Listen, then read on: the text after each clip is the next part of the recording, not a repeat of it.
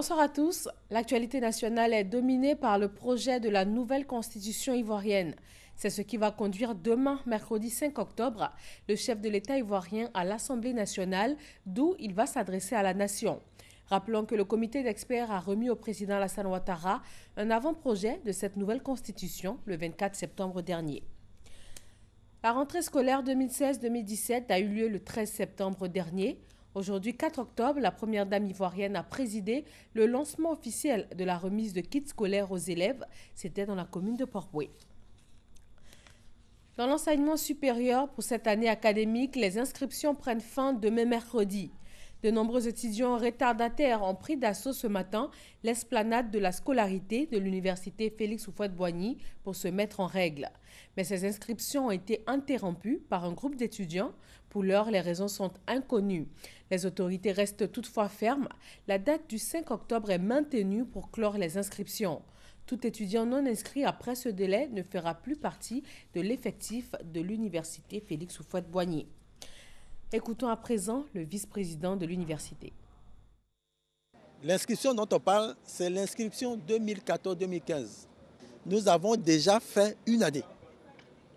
Donc, si on arrête le 5 octobre, quelqu'un ne peut pas venir dire « Ah oui, bon, je n'étais pas prêt », que chacun de nous prenne ses responsabilités, les dispositions nécessaires. S'il faut rester jusqu'à minuit, on restera jusqu'à minuit pour que ceux qui ont envie vraiment de s'inscrire puissent s'inscrire.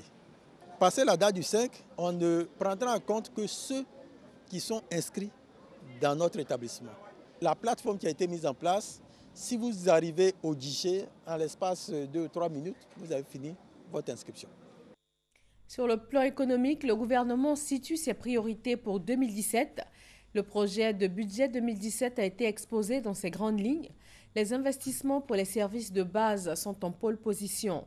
Ce projet de budget s'équilibre en recettes et en dépenses à hauteur de 6 501,4 milliards de nos francs. Le président congolais a annoncé aujourd'hui le report des élections alors que son mandat expire à la fin de l'année. Joseph Kabila s'est exprimé en marge d'un déplacement en Tanzanie. Il précise qu'il faut mieux préparer le pays à ces échéances car jusqu'à 10 millions d'électeurs ne sont pas inscrits sur les listes et il pourrait recourir à la violence s'ils ne participent pas au scrutin. L'opposition accuse pour sa part Kabila, atteint par la limitation du nombre de mandats présidentiels, de manœuvrer pour se maintenir au pouvoir. Le Parlement européen a approuvé aujourd'hui à une large majorité la ratification par l'Union européenne de l'accord de Paris sur le climat.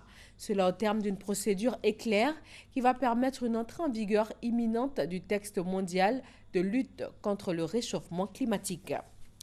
L'ouragan Matthew s'est abattu sur le sud-ouest d'Haïti avec des vents à 230 km/h. Le bilan est pour l'heure de 2 victimes. Les inondations ont forcé des milliers d'habitants à évacuer dans un pays totalement démuni. Merci de rester sur RTI 1, le journal à 20h.